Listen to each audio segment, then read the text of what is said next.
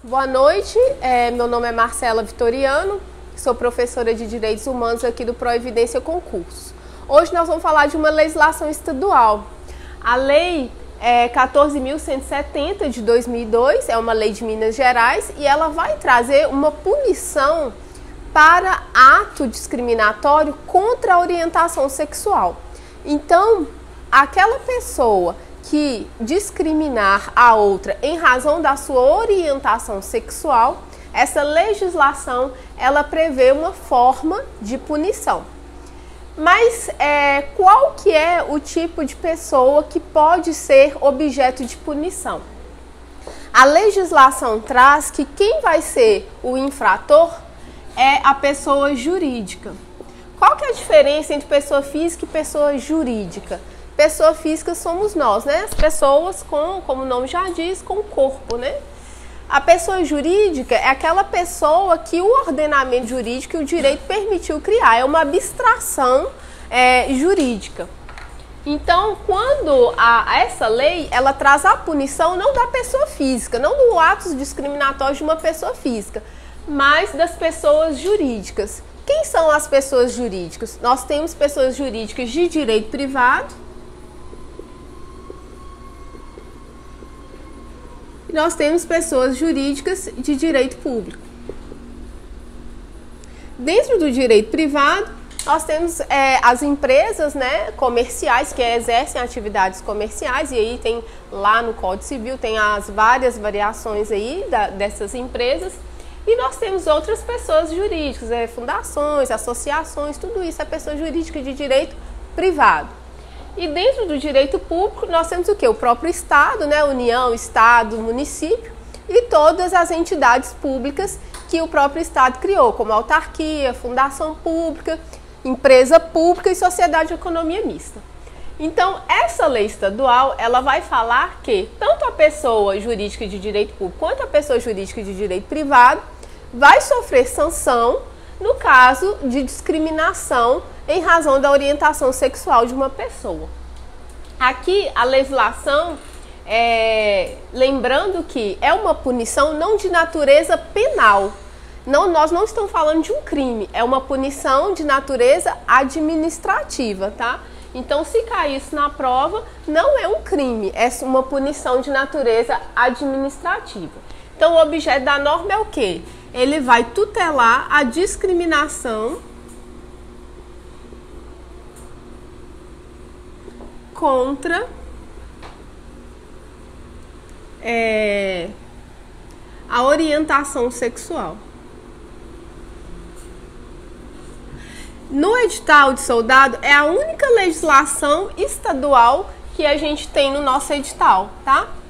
E essa lei estadual, ela é regulamentada pelo Decreto Estadual 43.683. Ou seja, a lei estadual, ela traz em linhas gerais quais são as sanções, quais são os atos puníveis, e o decreto vai esmiuçar e trazer o procedimento punitivo em relação a estes atos. Quais são esses atos que são puníveis, então? A lei, ela vai esmiuçar quais atos que estão sujeitos à punição. Então, ela vai trazer lá no caput que todo ato que gere discriminação, coação e atentado contra os direitos da pessoa estão passíveis de punição administrativa. Aí ela vai detalhar, o primeiro deles é o constrangimento. E esse constrangimento, ele pode ser físico, psíquico ou psicológico. Ou seja, qualquer tipo de constrangimento, a lei sujeita à punição. Então, suponhamos, outras situações é a proibição de ingresso e permanência em logradouro público, que não vai dar para escrever, em logradouro público, estabelecimento público ou estabelecimento privado aberto ao público.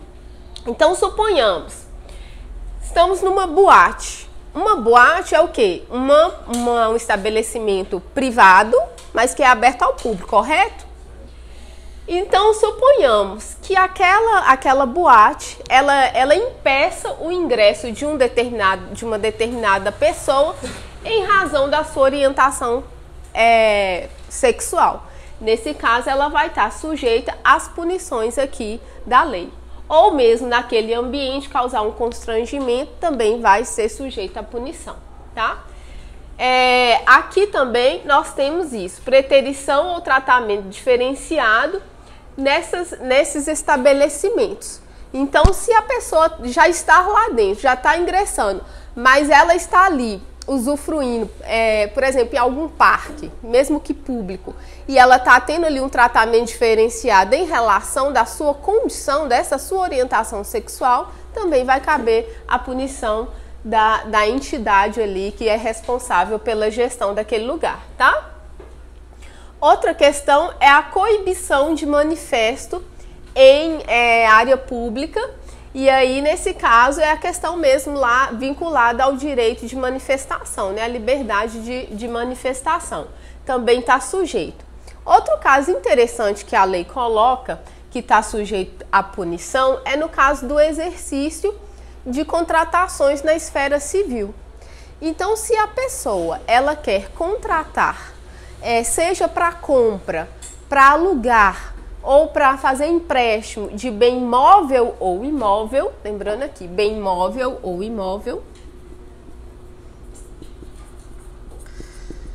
e lhe for vedado em razão dessa discriminação por orientação sexual, também cabe punição. Então, suponhamos, se um homossexual, ele chega numa imobiliária e ele quer alugar um imóvel e a imobiliária começa a dar a ele um tratamento diferenciado em relação, porque, não, você é homossexual, a gente não vai alugar para você. Se isso ficar evidente, ele conseguir comprovar, ele vai poder abrir esse procedimento administrativo. É claro que, sem falar os outros procedimentos na esfera civil, né, uma eventual indenização ou até mesmo configuração de algum outro tipo penal, porque aqui nós não estamos falando de punição penal, nem nós estamos falando de responsabilidade civil, nós estamos falando de responsabilidade na esfera administrativa e quem vai aplicar é o Estado de Minas Gerais. Nós vamos ver qual que é o órgão competente para aplicar essa sanção. Então, nesse caso, se a pessoa quer comprar, locar, arrendar ou fazer empréstimo de bem móvel e imóvel, não vai poder ser possível ser negado a contratação em razão da sua orientação sexual. Outra situação que a lei traz é em relação às atividades profissionais ou relações de emprego. Então, se a pessoa está lá tentando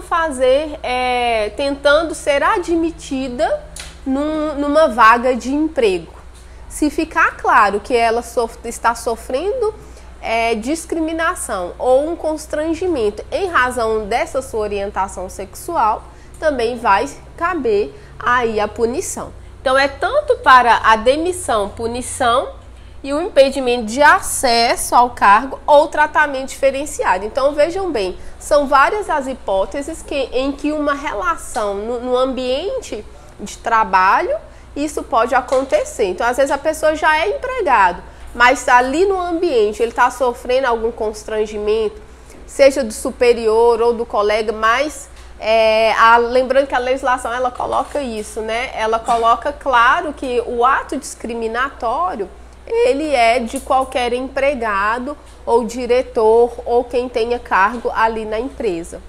Então, se é quem exercer esse tipo de ato, vai estar sujeito à punição. E quais punições são essas? A lei traz 7 hipóteses de sanções.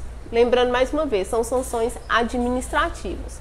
A primeira dela é a de advertência. A segunda é a multa. A multa pode variar de 1.000 a... Deixa eu ver se eu não errei aqui. Acho que é 50 mil. A 50 mil. A legislação, ela não traz, mesmo o regulamento, o decreto, ela não traz critérios gradativos para aplicar para essa aplicação. Ela só coloca de forma genérica que vai depender da gravidade do ato, da discriminação, do caso concreto. Então, quem vai definir esse parâmetro aqui vai ser o conselho, que a gente vai ver que vai fazer o julgamento dessas situações. Outra hipótese é a suspensão de funcionamento de algum estabelecimento. Essa suspensão aqui é de 1 a 7 dias. A suspensão é em casos mais temporários, em casos mais curtos. A interdição já é de 8 a 30 dias.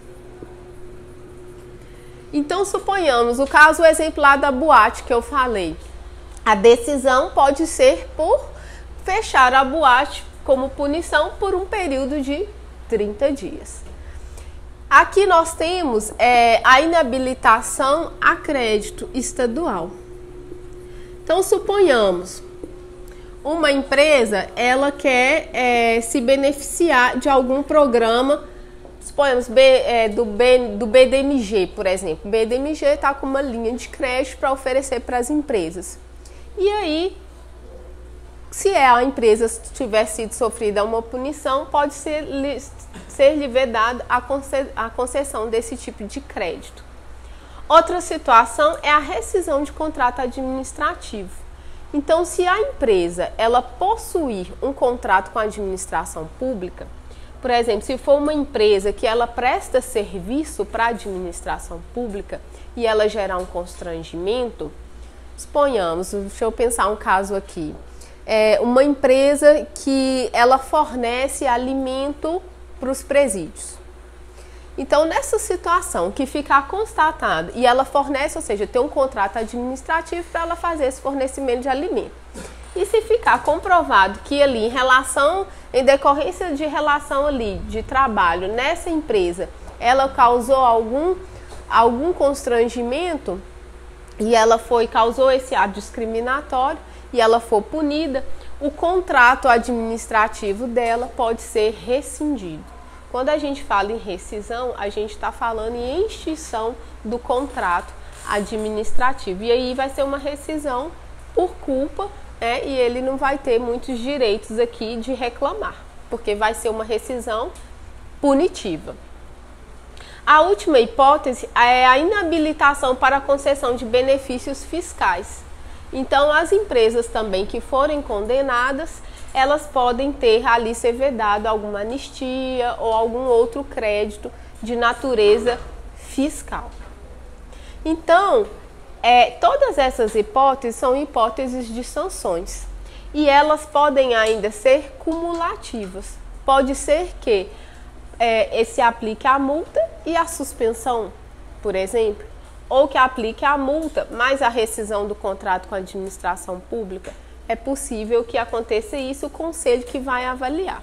A lei ela ainda fala que será criada uma casa de referência para orientar essas pessoas que tenham essa questão, necessitam desse atendimento em relação à questão sexual. Essa casa de referência, ela é mantida com o Fundo Estadual de Promoção dos Direitos Humanos. E o dinheiro que mantém esse fundo, ele vem dessa multa. Então, quando a empresa ela for condenada e ela pagar a multa vai para o fundo e o fundo vai ali ser uma fonte de recurso para a manutenção dessas casas para essas pessoas. Bom, passado isso, nós temos a questão do procedimento. Quem que vai decidir como que vai ser aplicada a sanção? Nós temos o Conselho o Conselho Estadual de Defesa dos Direitos Humanos. O decreto prevê que, no âmbito desse conselho, que é um conselho do Estado de Minas, está atrelado a esse conselho uma comissão especial que vai julgar esses casos. Quem que compõe essa comissão especial? Por isso que eu estou falando, a questão aqui é de natureza administrativa. Então, o órgão decisório é um órgão administrativo. Nós não estamos falando aqui de poder judiciário. Isso tudo é no âmbito da administração pública, no âmbito do Estado de Minas Gerais. Então, essa comissão especial, ela é formada por 5 membros. 2 membros, eles vêm do próprio Conselho, o Estadual de Direitos Humanos. Ele é escolhido entre um dos movimentos homossexuais do estado de Minas Gerais. Então vai ter um representante do movimento homossexual ou uma outra entidade representante das empresas, ou seja, das pessoas jurídicas aqui. E terceiro, nós temos um coordenador dessa comissão.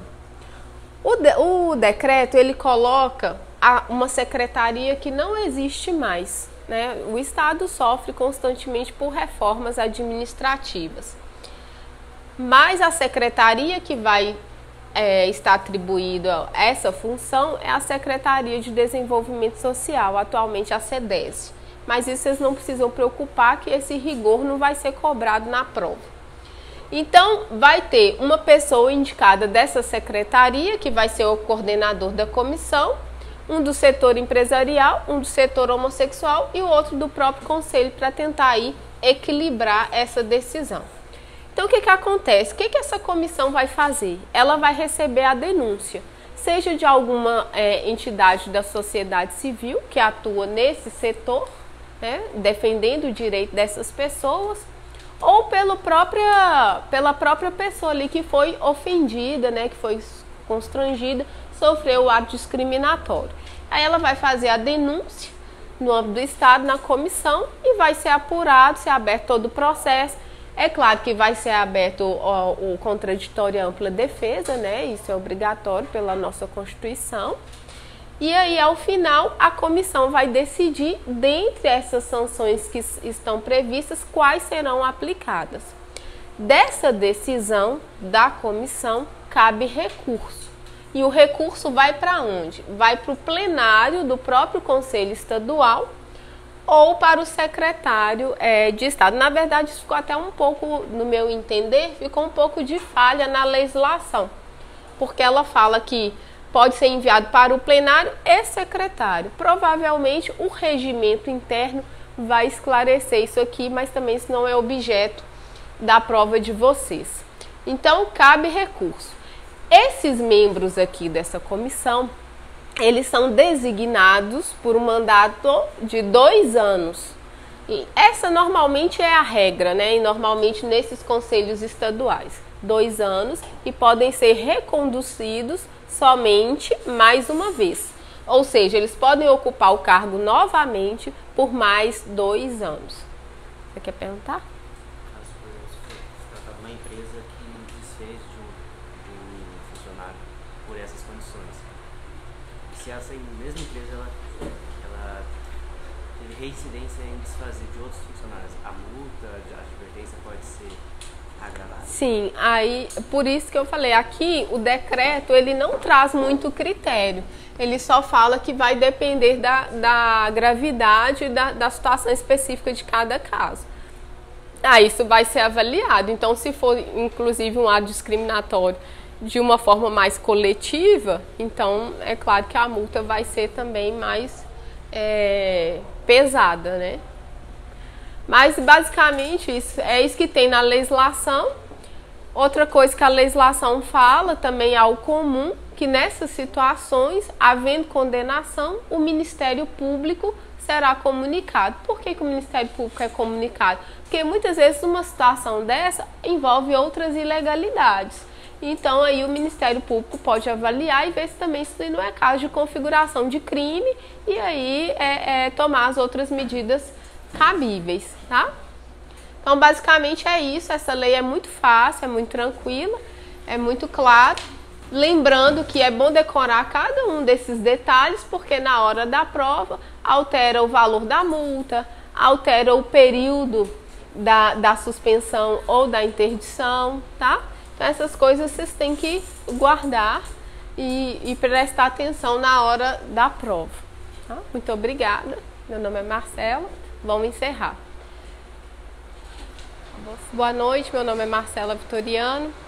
Hoje nós vamos falar aqui rapidamente sobre os direitos trabalhistas, fazer um comparativo do que está na Declaração Universal dos Direitos Humanos e na nossa Constituição Federal.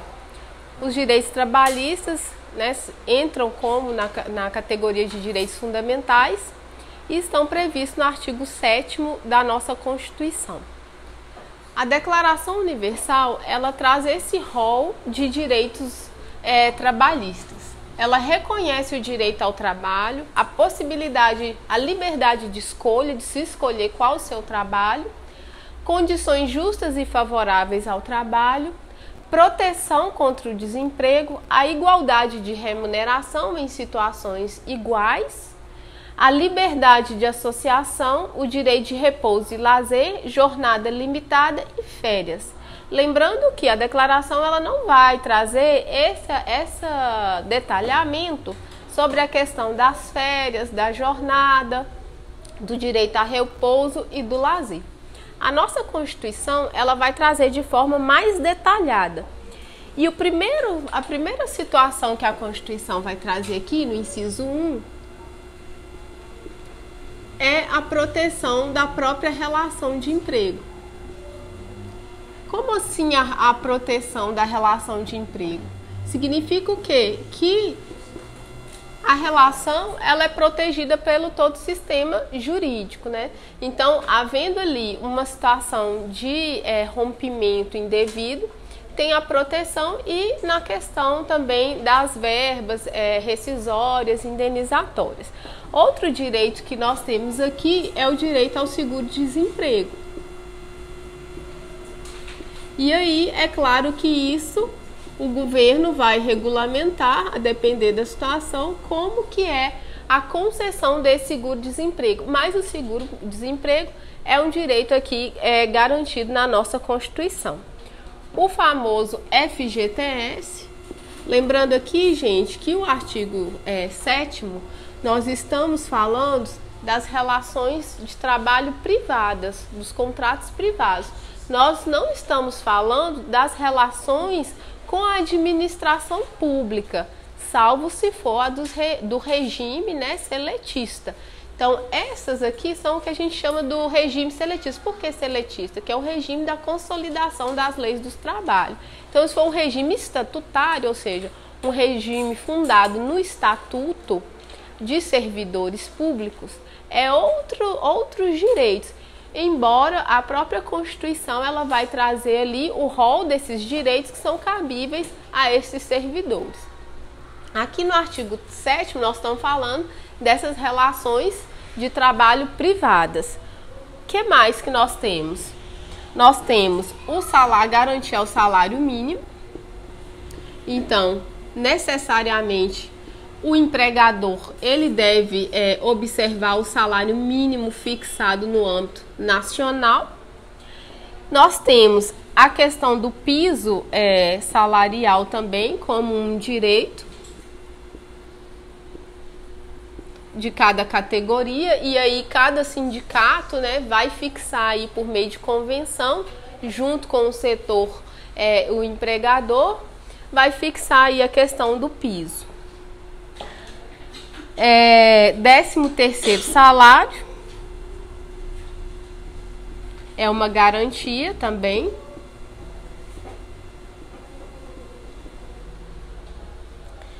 E a remuneração do trabalho noturno superior. Todos esses direitos estão como direitos aqui fundamentais na nossa Constituição, tá? Nós temos também, aqui a Constituição ela já vai trazer a questão da duração da jornada de trabalho, o que a Declaração Universal ela não traz, né? Porque também é uma norma mais genérica. Então a nossa Constituição ela vai colocar que a duração do trabalho normal não superior a 8 horas diárias e 44 horas semanais, facultada a compensação de horários e a redução da jornada mediante acordo ou convenção coletiva. Então é o horário normal, né? 8 horas diárias, 44 semanais. Aqui também prevê o repouso semanal remunerado, como está na convenção.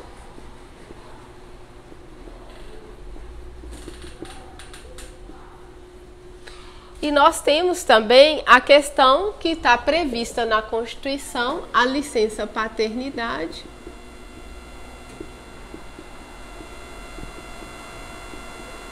e a licença maternidade.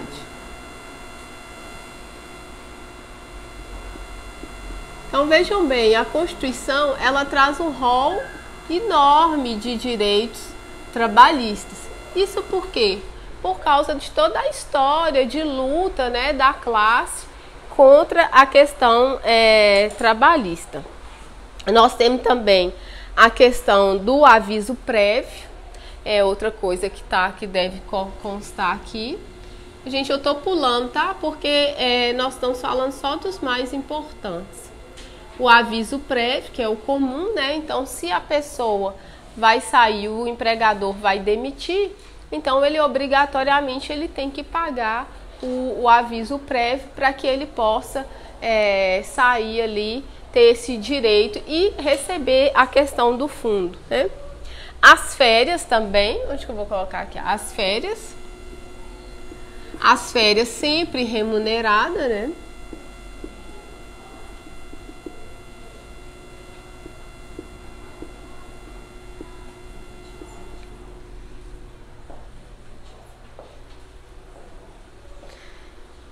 E o seguro contra acidentes do trabalho, tá? Tem outras questões, mas o que é mais importante, basicamente, são esses aqui, são os mais comuns, é os que mais cobram, né? Oi? Os auxílios? Aí depende da questão da legislação, né? Porque tem um percentual que até se ele atingir um percentual do valor do salário, o empregador tem que pagar. Acima desse percentual, ele... Não sei, porque questão trabalhista não é muito minha área, não. Então, o que acontece? Mas isso vai estar regulamentado, não vai estar aqui na Constituição. Essa parte não está, a questão do trabalho e da questão da alimentação que você falou. São auxílios à parte, né? O que ele realmente tem que garantir, o trabalho noturno que tá, e a questão do trabalho insalubre. Então, o que é o trabalho insalubre? É o trabalho perigoso. Então, nessas situações, aí também tem toda a legislação, de acordo com o tipo de trabalho, a categoria, o percentual que vai aplicar aí de acordo com o nível de periculosidade do trabalho, tá? Então, a nossa Constituição, ela garante a questão da liberdade da associação sindical. Então, mais uma vez, lembra lá quando a gente estudou lá na Declaração Universal, na Convenção, as liberdades? Então, a liberdade de associação é uma delas. Então, aqui dentro da parte trabalhista, o empregado, ele pode ou não se associar. Ele não é obrigado a se vincular a nenhum sindicato. Então, se ele não quiser, ele não é obrigado ali a se manter, tá? Então, é isso que o artigo 8º ele vai colocar. A lei não poderá exigir autorização do Estado para a fundação de sindicato, ressalvado o registro no órgão competente. É vedada a criação de mais de uma organização sindical em qualquer grau representativa de categoria profissional e ou econômica na mesma base territorial. Ou seja, só vai existir o mesmo sindicato para cada uma categoria profissional. Isso para evitar ali o quê? As divergências. Por isso que acontece assim, acontece algum outro tipo de associação, mas não é um sindicato propriamente dito, tá? Então, nesse caso, é importante saber que o empregado, ele tem esse direito de escolha. Outro direito que a Constituição assegura, que não é a mesma coisa para os servidores públicos, é o direito de greve. Então, a Constituição, ela garante o direito de greve. Aí é claro que aí vai ter várias decisões dos tribunais relativizando a questão desse direito de greve, a depender do tipo de serviço que está sendo prestado, né? E como que é exercido esse direito de greve. Mas é um direito assegurado constitucionalmente, tá? E aqui fala, é assegurado o direito de greve, competindo aos trabalhadores decidir sobre a oportunidade de exercê-lo e sobre os interesses que devem por meio dele defender, tá? Os abusos cometidos sujeitam os responsáveis às penas da lei. Nas empresas que têm mais de 200 empregados, é assegurada a eleição de um representante deste com a finalidade exclusiva de promover-lhes o entendimento direto com os empregados. Então, a Constituição, ela vai trazer essas garantias aqui de representatividade e tudo, tá? O que mais? Basicamente é isso em relação à questão trabalhista. Nós vamos falar agora, já pegando o gancho, porque a gente está falando de direitos sociais e tudo, para tentar aqui completar o horário, vamos falar do artigo 225 da Constituição. O artigo 225, embora ele não seja um direito social propriamente dito, o que é importante dele vocês saberem? O artigo 225, porque seguindo a ordem do que está no edital, a gente iria para os direitos políticos. Mas nós vamos deixar isso para uma próxima aula, né? E vamos falar aqui da questão dos direitos fundamentais propriamente, que é a questão do artigo 225, que ele vai casar aí com o tempo exato que falta. O artigo 225 da Constituição, ele está falando do direito ao meio ambiente ecologicamente equilibrado. Se alguém tiver aí aberto, esse artigo, ele vai falar o que é importante vocês saberem. Que ele vai garantir que o direito ao meio ambiente é direito de todos. Tanto da coletividade, aliás, é direito de todos e que compete tanto à coletividade quanto ao poder público defender e proteger ao meio ambiente. O artigo 225, ele vai trazer um rol de deveres específicos para o poder público cumprir. Um desses deveres é controlar e criar, por exemplo, criar espaços especialmente protegidos, controlar as atividades poluentes. Tudo isso é responsabilidade do órgão ambiental do poder público. Então, em relação à questão do artigo 225, o que vocês têm que saber é que é um direito difuso, entra naquela categoria de direito de terceira dimensão ou geração, porque é um direito em que os beneficiários, eles estão aqui soltos na sociedade, eles não são identificáveis. Então, esse direito entra como direito de terceira geração ou dimensão. Não é um direito social propriamente igual ao artigo 7º que a gente acabou de falar aqui. Além disso, a Constituição, ela vai trazer, em questão ao meio ambiente, vai falar que é tríplice responsabilidade. Nós temos aqui a responsabilidade penal, civil e administrativa. Não sei se vocês viram isso. Por exemplo, o caso lá da barragem, a última, né, de Mariana. Nesse caso, nós temos a tríplice responsabilidade no caso de um acidente ambiental, ou seja, a responsabilidade civil, a pessoa vai ter que reparar os danos ambientais, pagar, custear, não só o dano ao meio ambiente propriamente, mas a todas as pessoas que foram afetadas. Tem a questão criminal, que aí vai responder pela lei criminal, né? E aí também nós temos, de forma inédita, no nosso ordenamento jurídico, é a única hipótese que cabe a responsabilidade penal das pessoas jurídicas no caso de crime ambiental. Então, cabe. E a responsabilidade administrativa, que é similar a outra situação que a gente viu. Então, cabe o quê? Quais são as penalidades administrativas? Retirada da licença, interdição da empresa, pagamento de multa. Então, em relação à questão a dano ambiental, nós temos essa tríplice responsabilidade. Outra coisa que o artigo 225 vai falar é que é patrimônio, patrimônio natural, a floresta amazônica, a Mata Atlântica, o Cerrado.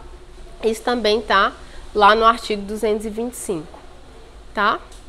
Então, gente, em relação a isso, é o mais importante.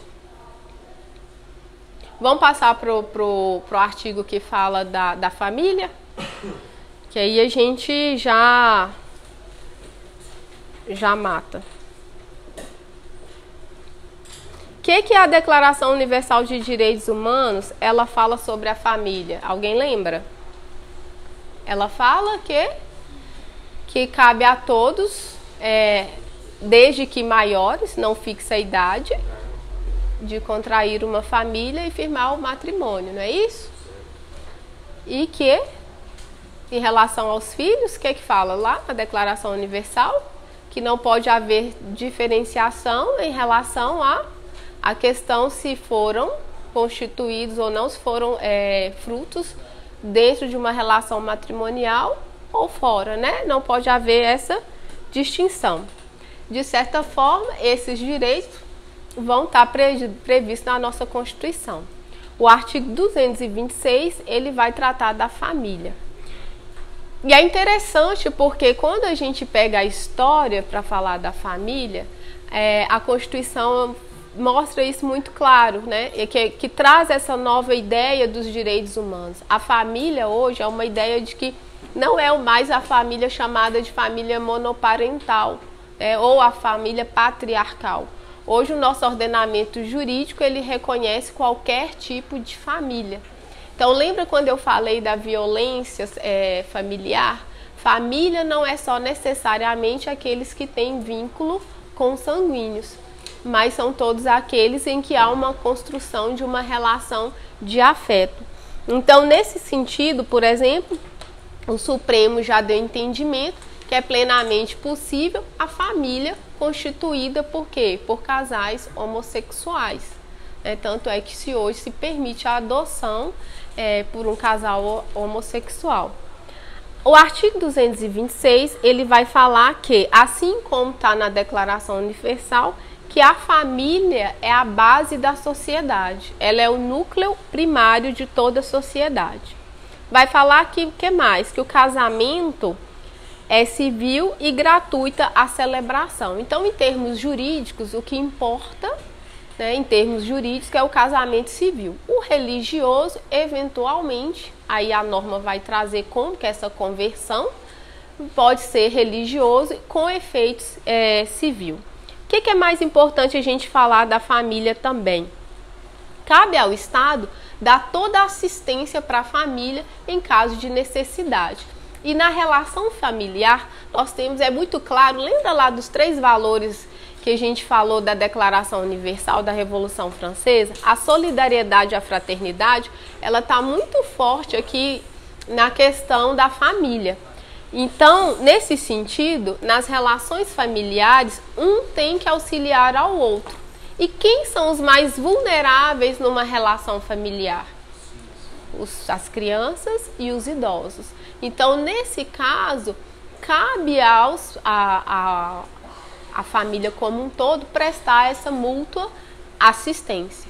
Então, até mesmo numa relação, por exemplo, de pensão alimentícia, os avós, eles podem ser ali obrigados a pagar uma pensão alimentícia, ainda que os pais sejam vivos. Então, vai depender da condição e da situação do caso concreto. Por quê? Por causa dessa relação ali entre eles de assistência e solidariedade recíproca, tá? E ao Estado compete a proteção da família e essa assistência. Lembrando que na Constituição está reconhecendo que a união estável entre o homem e a mulher como entidade familiar, devendo a lei facilitar a sua conversão em casamento. No nosso ordenamento jurídico nós temos o que? O casamento e a união estável. Qual que é a diferença? Antigamente muito antigamente não existia a chamada união estável, né? Era uma relação que chamava, era considerado um concubinato, né?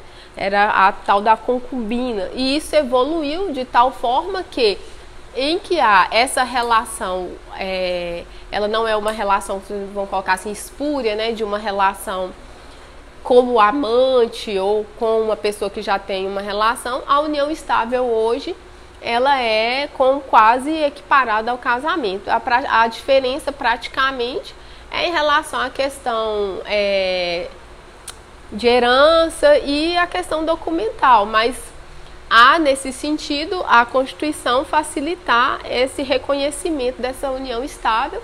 Já se retirou a questão do prazo mínimo, né, que a legislação antes exigia no mínimo de 5 anos para ser configurada a união estável, hoje mais já não tem mais esse requisito. E essa evolução nesse sentido, né, o direito sempre dinâmico, mudando de acordo com a evolução social. Outro avanço que foi incorporado na Constituição é que antes nós tínhamos a separação, aí depois que ficasse 1 ano separado, que teria que fazer o divórcio. Ou teria que ter pelo menos 2 anos da separação de fato para depois fazer o divórcio. Então alterou-se a Constituição nesse sentido para se permitir que não é mais necessário fazer a separação, possa fazer o divórcio de forma direta. E isso também foi outro avanço que houve na nossa Constituição. O que mais nós vamos falar aqui? O artigo 227 é dever da família, da sociedade e do Estado assegurar à criança, ao adolescente e ao jovem, com absoluta prioridade, o direito à vida, à saúde, à alimentação, à educação, lazer, profissionalização, cultura, dignidade, respeito, liberdade e convivência familiar e comunitária. Ou seja, é que eu falei da questão da vulnerabilidade. Aqui a Constituição ela vai trazer, quando ela fala de absoluta prioridade, é que em qualquer situação a criança ela vai estar em primeiro lugar. Tá? Então até que a gente fala, lembra do caso da convenção que eu falei da prisão civil? Que a única hipótese que se admite a prisão civil no nosso ordenamento jurídico é no caso de pensão alimentícia. Porque nós estamos aí uma contraposição de direitos entre o direito de proteção do menor e a questão da liberdade da pessoa. Prevaleceu aqui o direito do menor de ter a questão do direito ao resguardo ao alimento.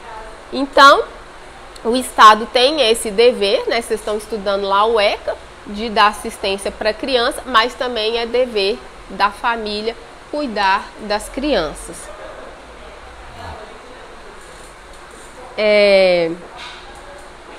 Que mais? Uma outra coisa que a Constituição fala, ela traz gravemente a questão da punição da violência, do abuso e da exploração sexual, e aí nós vamos ter a legislação toda específica, o Código Penal que vai trazer isso. Aqui reconhece mais uma vez, igual na declaração, que os filhos havidos ou não da relação do casamento, ou até mesmo por adoção, terão os mesmos direitos e qualificações, proibida qualquer discriminação. Então, o fato da pessoa ser adotada ou não, ou ser decorrente de uma relação, filho de uma relação extraconjugal, não traz essa diferenciação, é algo protegido na nossa Constituição.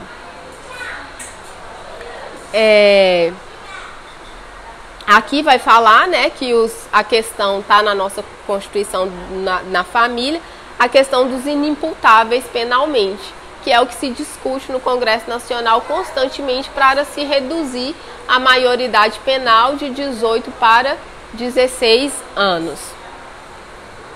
Nós temos também a questão que é importante da família, nós vamos estudar o Estatuto do Idoso, mas aqui vai falar o quê? A proteção do idoso, né, com o segundo vulnerável aí da família, que requer uma assistência não só do Estado, mas também da própria família, e aqui fala que o Estado vai promover programas de amparo ao idoso por meio, né, de casas, de lazer e tudo. Na Constituição, nós vamos ver que o idoso, lá no Estatuto do Idoso, é a partir de 60 anos. Mas a Constituição, e aí não façam cuidado com essa diferenciação, que a questão da gratuidade, a Constituição vai falar a gratuidade para transporte público para 65 anos. Então, às vezes dá aquela dúvida, mas eu sou idoso, tenho 60, eu já tenho direito à gratuidade. A gratuidade na Constituição é só a partir dos 65 anos.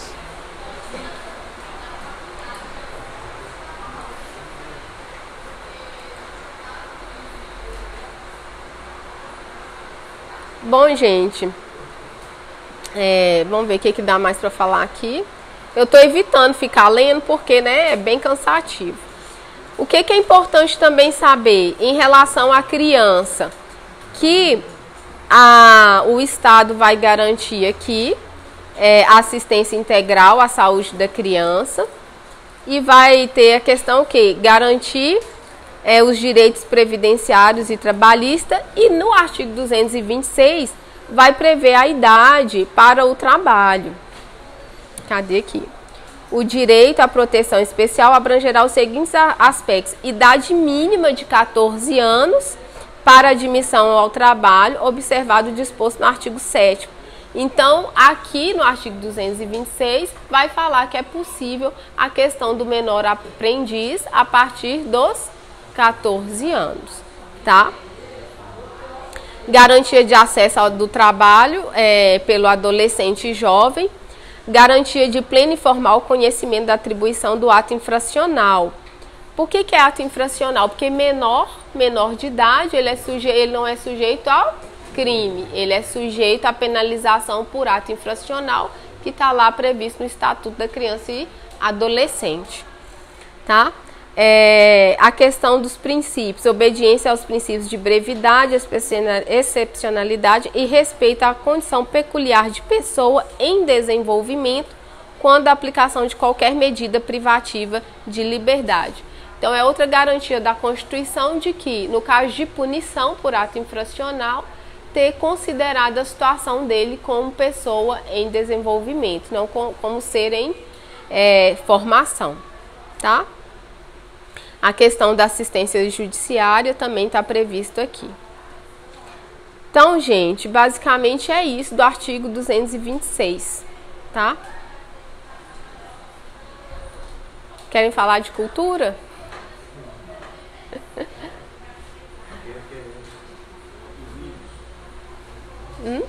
Alguém tem alguma dúvida? Eu vou trazer na próxima aula os exercícios para a gente não ficar lendo os artigos de lei aqui, é chato, né? E a gente vai fazendo os exercícios e vai comparando o que está na Constituição ou não, tá? Mas a minha aula acaba às 10h30, né? Então vou ter que terminar. Tem exercício? Quê? Exercício? Oi? Eu vou trazer na próxima aula.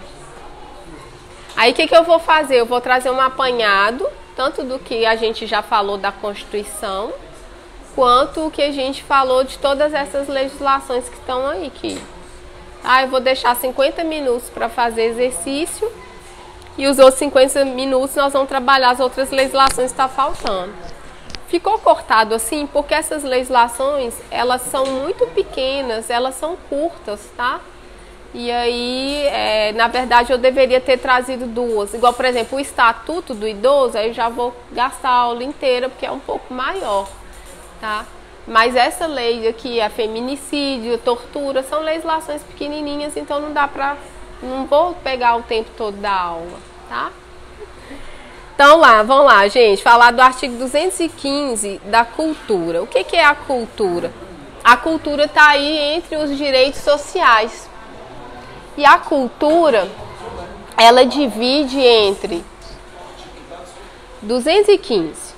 O Estado garantirá a todos o pleno exercício dos direitos culturais e acesso às fontes da cultura nacional e apoiará e incentivará a valorização e difusão das manifestações culturais. Aí ela vai falar no artigo 216 o que é cultura. E o que é cultura? Cultura é muito complexo, porque nós temos a cultura não só no aspecto físico, quando a gente pensa lá em Ouro Preto, todo aquele conjunto arquitetônico, aquelas construções, ali são o que a gente chama de patrimônio material, né? Ou seja, o patrimônio físico, a matéria, que são representativos da nossa história. Mas a cultura é muito mais do que isso. Então, a Constituição vai trazer isso, que inclui o quê? A cultura constitui patrimônio cultural brasileiro, os bens de natureza material e imaterial, tomados individualmente ou em conjunto, portadores de referência à identidade, à ação, memória dos diferentes grupos formadores da sociedade brasileira. Outra questão, ela é bem abrangente. Então, antigamente, a questão da cultura, ela era para poucos. A Constituição, ela democratizou a questão da cultura. Então, nós estamos falando dos diferentes grupos formadores da sociedade brasileira. Então, nós vamos ter ali a cultura afro, né? Nós vamos ter a cultura de outras origens para valorizar. E por que fala individual ou em conjunto? Por exemplo, nós podemos ter o tombamento de somente uma igreja, mas que o tombamento é uma das formas de instrumento de se proteger um patrimônio cultural. Mas, por exemplo, Sabará, o centro de Sabará, ele não é uma grande área dele, não é tombada, é o que chama de tombamento por zoneamento. Então, quando eu falo em conjunto, é nesse sentido. Então, pode-se pegar um conjunto de bens materiais e ali dar a proteção do Estado. O artigo da Constituição, ele vai trazer quais são esses instrumentos que eles chamar de instrumentos de acautelamento ou de proteção à cultura. Nós temos o inventário, o registro, o tombamento. E além da vigília, né? Então, o que acontece? O tombamento é um tipo de proteção para o patrimônio físico, material. Mas nós temos o patrimônio imaterial. O que é o patrimônio imaterial? Por exemplo, no âmbito nacional, pelo IPHAN, foi feito o registro da forma de saber do queijo de Minas. Então, a forma de fazer, a forma peculiar, foi considerada uma cultura, uma questão cultural nossa, e foi sujeita ali o quê? A tratamento, a registro. O registro tem outros exemplos também. Nós já ouviram falar nas danças do Congo? O Congo também já foi reconhecido como manifestação cultural. Então, quando a gente fala em patrimônio cultural, a gente fala em cultura, o patrimônio imaterial são todas essas manifestações artísticas, a forma de fazer as coisas. Tudo isso entra na ideia de cultura. Obras literárias, obras de arte, obras sacras, né, que é muito comum aqui em Minas Gerais. Tudo isso entra como patrimônio cultural e que é alvo de proteção pela nossa Constituição. Então, a Constituição fala formas de expressão, modos de criar, fazer, viver, criações científicas, artísticas e tecnológicas. Tudo isso é objeto de proteção da cultura. Quando eu falei do caso de Sabará do tombamento, aqui fala os conjuntos urbanos e sítios de valor histórico, paisagístico, artístico, arqueológico e paleontológico. O que é o arqueológico e paleontológico? É muito comum aqui em Minas Gerais, as cavernas, né, que a gente tem ali, os registros. O caso do crânio de Luzia, né, que é um exemplo clássico. É um patrimônio ali cultural também que tem objeto de proteção. Então, o que está na nossa Constituição é isso, são essas formas de proteção. Nós vamos ter a legislação específica, é competência do Estado. Aqui fala da punição, da responsabilidade a esse patrimônio, tá? E aí nós vamos ter a questão do Sistema Nacional de Cultura, que vai fazer toda essa questão da gestão desse patrimônio cultural. Mas o que eu quero que vocês entendam é que cultura, quando a gente fala, é todo esse conjunto amplo de bens que não é só simplesmente as coisas, os bens físicos, mas todas essas formas de manifestação, de expressão, que não é só através das coisas, né? Às vezes uma música, uma forma, a capoeira, por exemplo, ela já está em processo de reconhecimento no Brasil para ser considerada patrimônio cultural, tá? O carnaval, embora, né, seja assim, nós estamos aí na porta do carnaval, ele ainda não foi reconhecido ainda não, tá? O inventário, normalmente o que acontece? Eles fazem o inventário, aí nós temos o IPHAN, que é o órgão nacional, ou o IEFA no âmbito estadual, eles fazem um inventário que faz todo esse mapeamento, meio de história para levantar esses bens e depois faz o registro se for patrimônio material. E o tombamento ele pode acontecer tanto pelo município, ou pelo estado, ou pela União. E o tombamento ele vai incidir sobre um determinado bem. Esse bem pode ser público ou privado. Se for um tombamento de um bem particular, aí ele vai ficar restrito, o proprietário ele não vai poder mudar o seu bem, salvo com autorização do poder público. Então tem todo um tratamento especial para a proteção desses bens, tá? Bom, gente, basicamente é isso que vocês têm que saber. E tem a questão da desapropriação, que eu não falei também, e que é uma forma de proteção. O que é a desapropriação? A desapropriação é um instituto lá do direito administrativo, que o Estado ele retira a propriedade, ele reconhece, né, a importância daquele bem para a sociedade ou para um serviço público, e aí ele desapropria. Não é muito comum na questão cultural, é mais comum o tombamento, mas em determinada situação o Estado pode ir ali desapropriar um bem particular e passar para o bem dele para que fique ali protegendo essa questão cultural, tá? Então, gente, é isso. Vamos falar aqui dos princípios que está no Sistema Nacional de Cultura, porque isso também, princípio, sempre cai. Diversidade das expressões culturais, que é o que eu falei, essa evolução, né, de que a Constituição, cada vez mais, ela vai reconhecer a cultura de forma ampla, né, não só de determinadas classes ou de segmentos da sociedade, mas é que a ideia de entender a expressão, ainda mais no Brasil, que nós estamos falando de um país multicultural. A ideia também está lá na Constituição do pluralismo, né? Lá nos primeiros artigos que vocês estudaram no direito constitucional. Mais uma vez aqui vai resgatar essa ideia da pluralidade. A universalização do acesso aos bens e serviços culturais. Então significa o quê? A princípio todos devem poder usufruir e gozar desses bens. Fomenta a produção, difusão e circulação e conhecimento de bens e culturas. Então o Estado vai ser ali como um fomentador da cultura. Cooperação entre os entes federados, é a velha questão do nosso sistema, é o federalismo participativo, né? O tempo todo, tudo que a gente fala aqui, fala que eles podem fazer cooperações entre si, aqui na cultura da mesma forma, tá?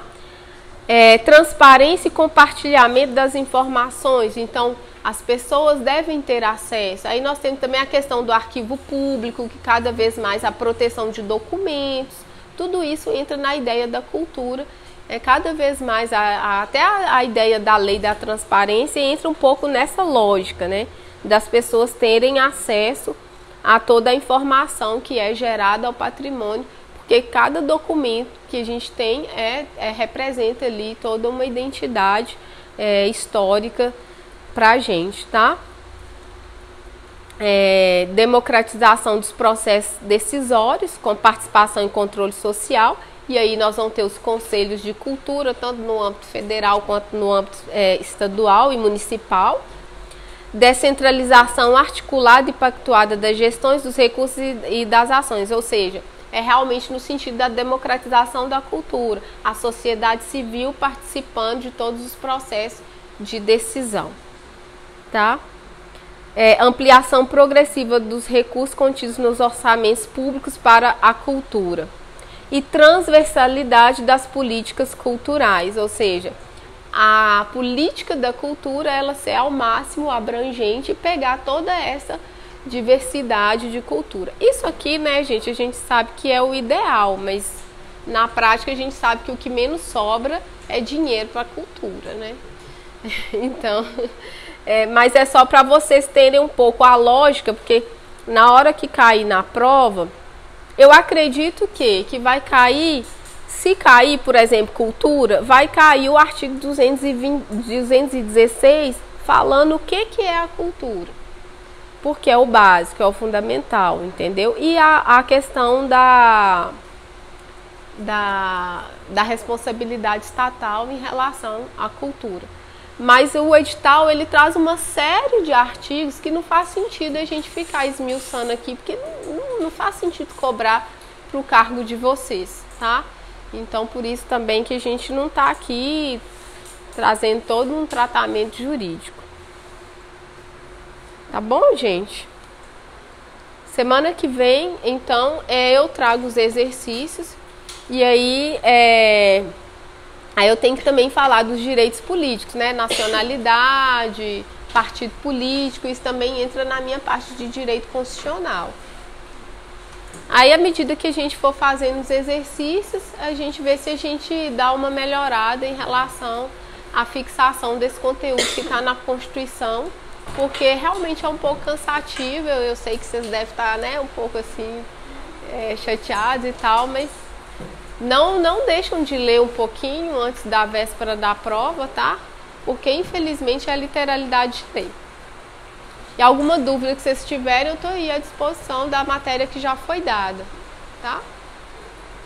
Então, essa lei de crimes, então posso preparar para dar? Não foi dada. Essa lei que fala de crime de preconceito de raça e cor. Não foi dada, né? Então, aí quando eu for falar do Estatuto da Igualdade Social, não cai o Estatuto todo, social, racial. Aí eu puxo, porque está intimamente ligado, né, com crime de cor e raça, e a gente fala os dois ao mesmo tempo. Tá bom?